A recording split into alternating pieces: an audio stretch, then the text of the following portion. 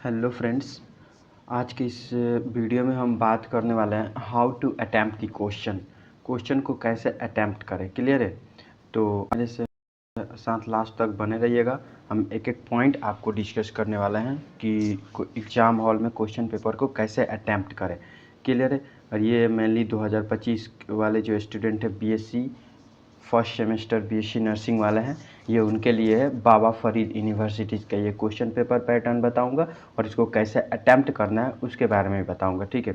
तो अगर आपको वीडियो अच्छी लगेगी तो मेरे चैनल को ज़रूर सब्सक्राइब कीजिएगा एंड अपने फ्रेंड्स के पास शेयर कीजिएगा ताकि उसको भी ये नॉलेज मिल पाए। तो आप देख रहे हैं जैसे कि स्क्रीन के ऊपर दिखाई दे रहा है कि इस वीडियो में हम बात करेंगे कि क्वेश्चन पेपर को कैसे अटैम्प्ट करें। क्लियर है? चलो नेक्स्ट हम बात करते हैं। इसमें हम बात करने वाले हैं बीएससी फर्स्ट सेमेस्टर नर्सिंग का जो क्वेश्चन पेपर पैटर्न है उसके बारे में हम बात करेंगे। क्लियर है? और उसके बाद हम ये देखेंगे, इसमें हम applied anatomy and applied physiology का जो पार्ट है बीएससी नर्सिंग वाला, एनाटमी का जो क्वेश्चन पेपर है उसको कैसे अटैम्प्ट करना है उसके बारे में हम बताएंगे।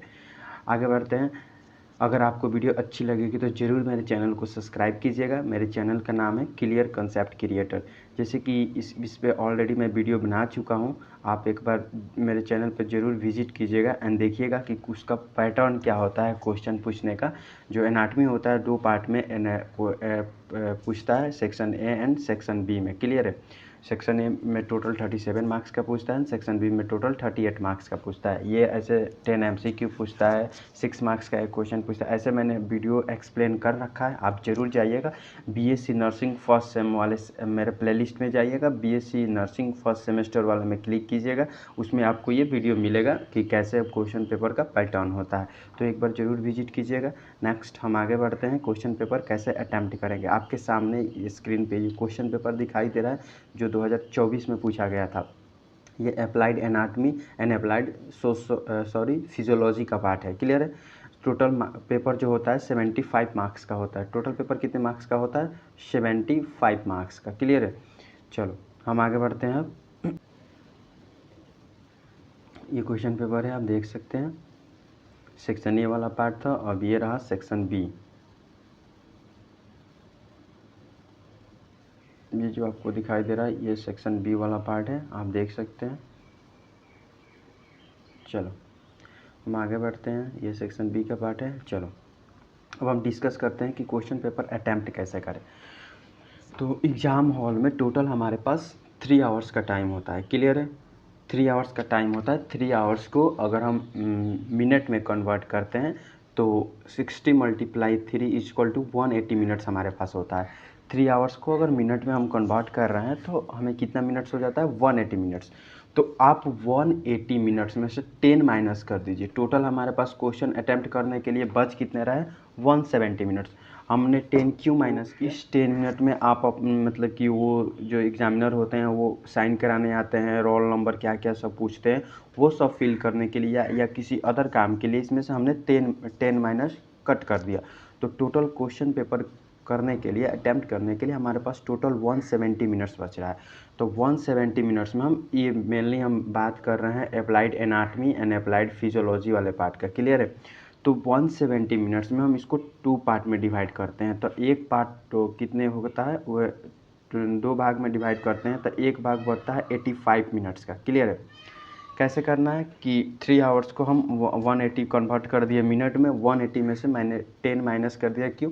कि उसमें आपको अदर कोई काम करने, लाइक क्वेश्चन फिलअप करने के लिए, स्टैम्प लगवाने के लिए, एग्जामिनर का सिग्नेचर के लिए, अपना सिग्नेचर के लिए, तो उसमें से 10 माइनस मैंने इन सब चीज़ों के लिए कर दिया। ठीक है?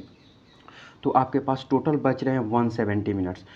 तो आपको पता है जो एनाटमी का क्वेश्चन पेपर है वो 2 पार्ट में होता है, इसलिए मैंने 170 को 2 से डिवाइड कर दिया। तो आपके पास एक सेक्शन ए को सॉल्व करने के लिए टोटल आपके पास टाइम बच रहे हैं 85 मिनट्स। क्लियर है? नेक्स्ट हम आगे बढ़ते हैं। 170 मिनट जो हमारे पास टाइम बचा है उसको हम 2 सेक्शन में डिवाइड किए, section A and section B.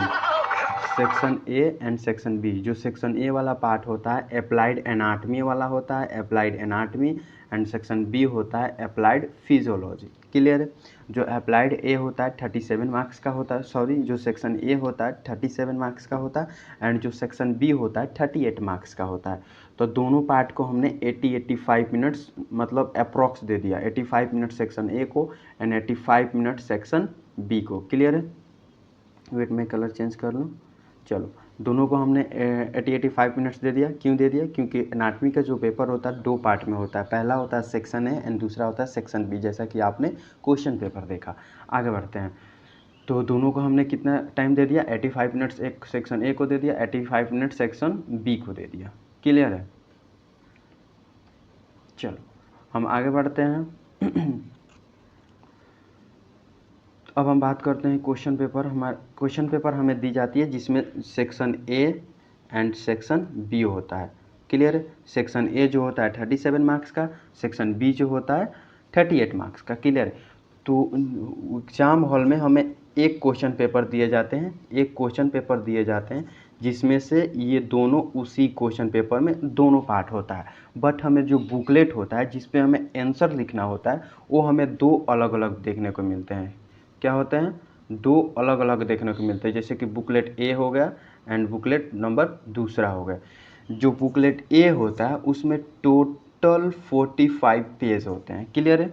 और जबकि बुकलेट 2 होता है उसमें भी total 45 approx I think 45 he page होते हैं। हाँ जी, कितने पाइप होते हैं? 45 पेज होते हैं। क्लियर है।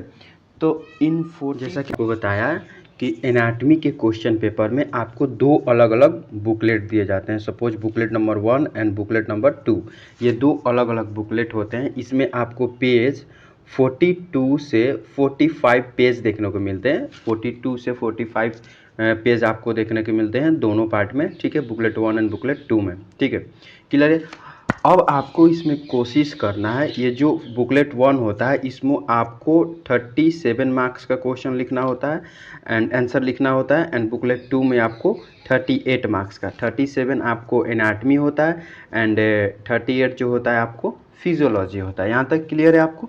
चलो नेक्स्ट हम देखते हैं कि आपको सपोज आपका बुकलेट नंबर 1 हो गया जिसमें आपको अप्लाइड एनाटॉमी करना है, अप्लाइड एनाटॉमी करना है।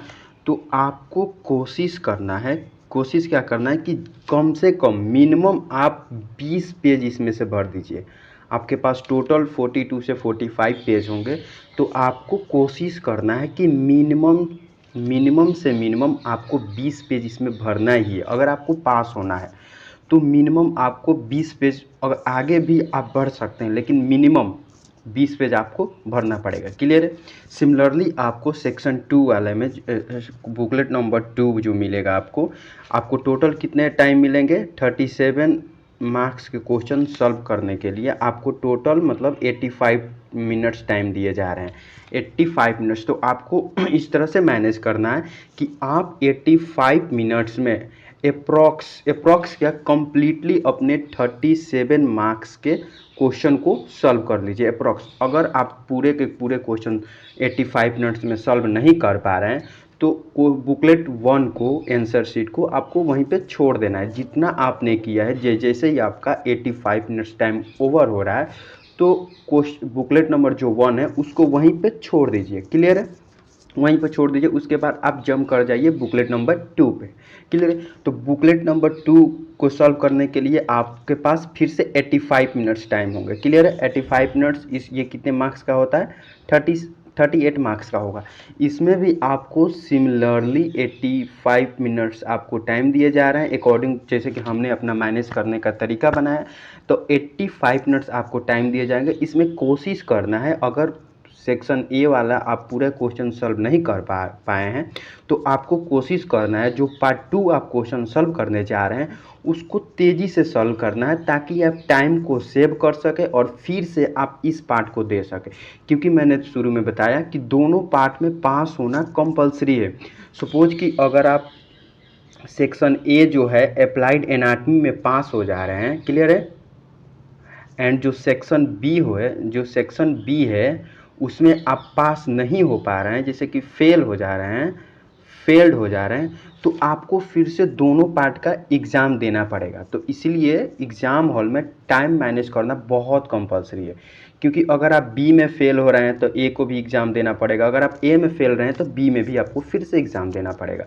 क्लियर है? तो टाइम मैनेज करके ही चलना है। अगर 85 मिनट जैसे आपका ओवर होगा तो आपको सेक्शन बी में जंप कर जाना है, फिर से इसको तेज़ी से सॉल्व करना है। अगर इसको आप सॉल्व नहीं कर पाए हैं पूरे क्वेश्चन को, तो इसमें आपको तेज़ी से सॉल्व करना है और 85 मिनट से जितना टाइम बचेगा वो आपको दे देना है किसको, सेक्शन ए वाले पार्ट को। क्लियर हो गया टाइम कैसे मैनेज करना है।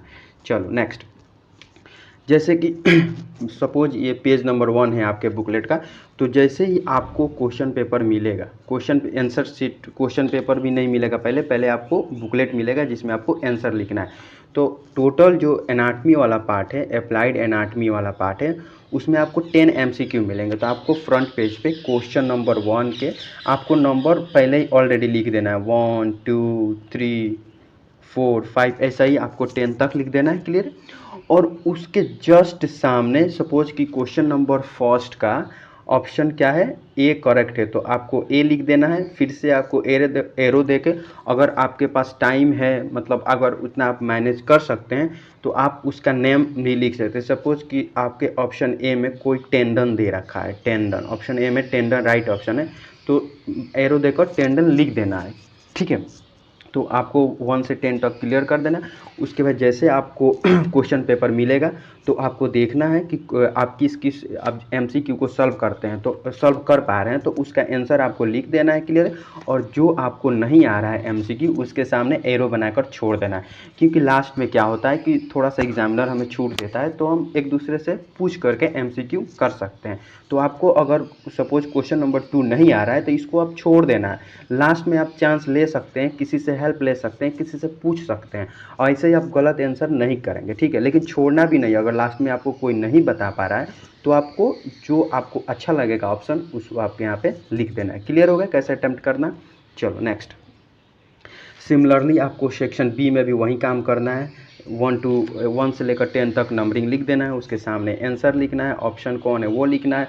फिर से अगर आपको कोई ऑप्शन नहीं आ रहा है, आंसर नहीं आ रहा है, तो उसके सामने स्पेस छोड़ देना है। लास्ट में कोई अगर आपको हेल्प कर पा रहा है तो आंसर लिख देना है, नहीं तो अपने आप से जो आपको आंसर अच्छा लगे वो आपको लिख देना है। शुरू में अगर ऑप्शन आंसर नहीं आ रहा है तो उसको स्पेस छोड़ देना है। क्लियर है? ऐसे गलती से नहीं भरना है, क्योंकि लास्ट में चांस होता है कि अधिकतर कोई ना कोई बता ही देता है। नेक्स्ट, अब यहाँ पे कुछ पॉइंट्स हैं इंपॉर्टेंट जो कि जानना बहुत ज़रूरी है। पहला है कि आपको टाइम मैनेज करके रखना है। क्लियर हो गया? दूसरा है कि आपको MCQ लिखना है, MCQ पहले सॉल्व करना है। अगर जो आपको MCQ नहीं आ रहा है उसके आगे खाली स्पेस छोड़ना है और लास्ट में किसी से पूछ कर देना है। अगर कोई नहीं बता पा रहा है, क्लियर है, तो अपने आप आंसर लिख देना है, छोड़ना नहीं है। क्लियर है? तीसरे नंबर पे है कि हमें ज़्यादा से ज़्यादा फोकस करना है कि मिनिमम 20 पेज भरे ही होना चाहिए। कोशिश करना है कि 20 पेज ईजिली भर जाए। ठीक है?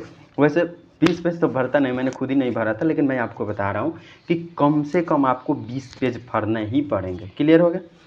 और टाइम मैनेज करना बहुत कंपलसरी है। आई होप ये वीडियो आपको समझ में आया होगा, आपके लिए हेल्पफुल होगा। अगर आपको ये वीडियो हेल्पफुल लगे तो अपने फ्रेंड्स के पास ज़रूर शेयर कीजिएगा एंड मेरे चैनल को ज़रूर सब्सक्राइब कीजिएगा। Thank you so much.